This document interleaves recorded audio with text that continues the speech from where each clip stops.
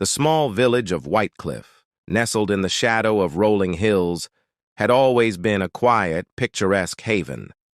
The villagers lived simple lives, tending to their farms and weaving tales of old legends. But everything changed when the first person disappeared. Margaret, a kind-hearted baker, had gone to deliver bread to the church one evening and never returned. Then it was Samuel, a farmer known for his jovial laughter. Finally, little Lucy, the village schoolteacher's daughter, vanished without a trace. The disappearances sent ripples of terror through the community. Emma, a young woman with a restless spirit and a knack for solving puzzles, had returned to Whitecliff after years in the city. Her grandmother had fallen ill, and Emma had come back to care for her. She hadn't been in the village long before she felt the weight of the unease hanging over the place. Everywhere she went, whispers followed her. "The manor," they said, "it's cursed." The Blackthorn Manor stood on a hill at the edge of the village, its dark windows staring out like hollow eyes. It had been abandoned for decades, ever since the last heir, Jonathan Blackthorn, mysteriously disappeared. Villagers claimed to see lights flickering in the windows at night or hear faint whispers carried on the wind. Emma wasn't one to believe in ghosts or curses. To her, the disappearances felt all too human. The investigation begins. Emma decided to investigate, much to her grandmother's disapproval. "Some mysteries are better left unsolved," her grandmother warned, her voice trembling. But Emma couldn't ignore the growing list of missing villagers. She began by speaking to those who had seen the victims last. Margaret had been near the church, Samuel had gone to the forest to fetch firewood, and Lucy was last seen playing near the manor. One name kept surfacing in hushed tones: Elias Grayson, the reclusive caretaker of the Blackthorn Manor. Elias rarely came to the village, and when he did, his visits were brief and his demeanor unsettling. A visit to the manor. One stormy evening, Emma gathered her courage and approached the manor. The wrought iron gates groaned as she pushed them open, the sound echoing in the stillness. The garden was overgrown and the once beautiful stone facade was crumbling. She knocked on the heavy wooden door, and after a long pause, it creaked open.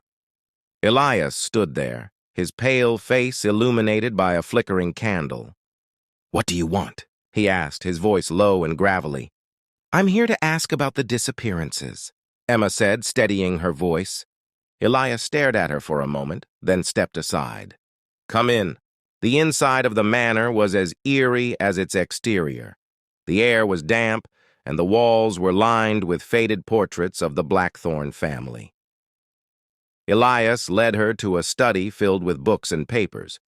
"I don't know anything about the disappearances," Elias said, "but there's something you should see." He handed her a yellowed map of the manor grounds. It showed a hidden tunnel leading from the basement to the forest. The tunnel. Emma returned to the manor the next day with a lantern and a crowbar. She found the entrance to the tunnel in the basement, concealed behind a stack of old crates. The tunnel was narrow and damp, the air thick with the smell of earth. As she moved deeper, she found strange markings on the walls, symbols she didn't recognize. After what felt like hours, she emerged into a clearing deep in the forest. There, she found a small cabin, its windows boarded up. Inside, she discovered a chilling scene. A makeshift altar covered in black candles and a book filled with handwritten notes about rituals and sacrifices. The truth revealed. Emma's heart raced as she flipped through the book. The notes detailed a plan to appease the shadow, a dark force that supposedly haunted the Blackthorn family for generations. It required offerings, living beings taken from the village. Footsteps approached, and Emma froze. Elias appeared in the doorway, his face twisted with desperation. "I didn't want to do it," he pleaded. "The shadow demands it. If I don't give it what it wants, it will destroy us all." Emma realized the disappearances weren't random. Elias had been luring villagers to the cabin to perform these rituals. A dangerous confrontation. Emma acted quickly, throwing the lantern onto the altar. Flames engulfed the cabin, and Elias screamed in fury.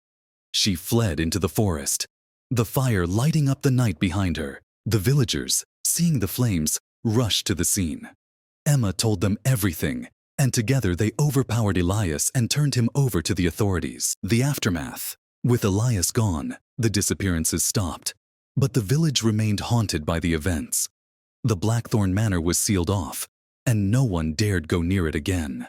Emma stayed in Whitecliff for a while, helping the villagers rebuild their sense of safety.